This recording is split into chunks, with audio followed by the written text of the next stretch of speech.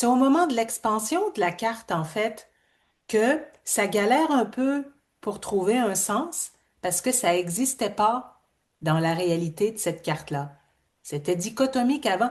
Tu sais, dans la formation, mais tu n'as peut-être pas eu cette mouture-là. J'avais un scientifique très perfectionniste, puis c'était la carte rappel, là, excellent ou nul à chier, Mm. il n'y a rien entre les deux, etc.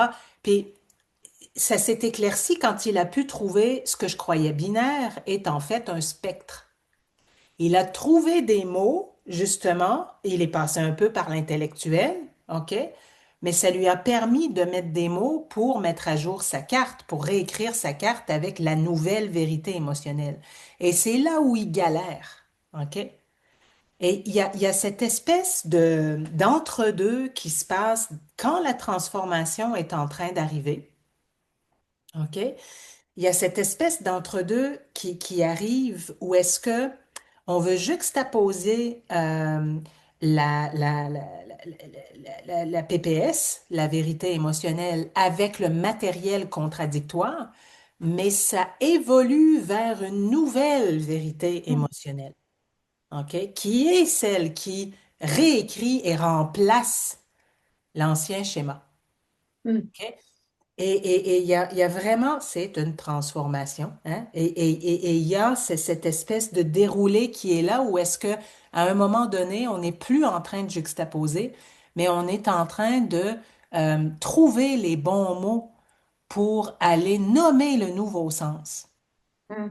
Et on dirait que c'est là où il a besoin d'aide. Si c'est plus binaire Mm. et que c'est un spectre, comment on appelle ça, ce spectre-là? Mm. OK?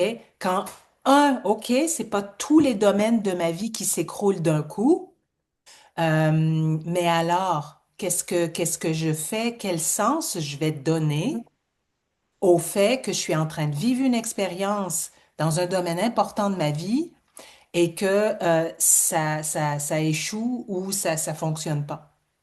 Mm. Tu vois? Donc, c'est à voir. Est-ce que le fait que vous avez manqué de temps dans les dernières secondes de la séance pour trouver un sens à ça, a empêché l'étape 3 de vraiment aboutir?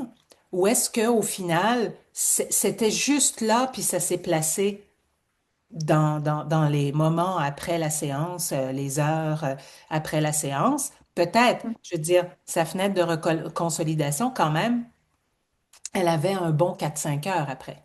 Mm. Donc peut-être qu'il a eu le déclic par la suite, mais on dirait que le problème, il est plus à ce niveau-là. Ouais, ok. Jusqu'à preuve du contraire. Mm. Qu'est-ce que c'est ce truc-là?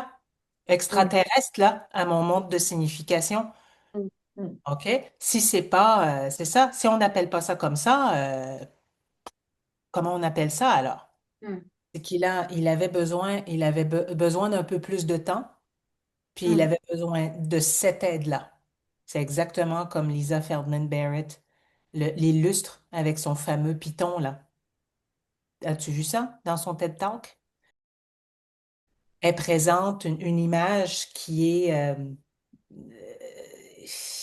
déformée et puis ça ressemble à rien. Alors le cerveau travaille fort, fort, fort, fort pour essayer de trouver ce que c'est. Puis elle dit, je vais vous guérir de votre cécité. Elle nous montre la photo. Elle nous la retire et là, on a une expérience en mémoire sur laquelle le cerveau peut se référer. Et quand elle nous remonte l'image déformée, ben là, on se met à halluciner le serpent parce qu'il n'est pas là. L'image, Mm. c'est une image déformée. On hallucine à partir de notre mémoire. OK? Mm.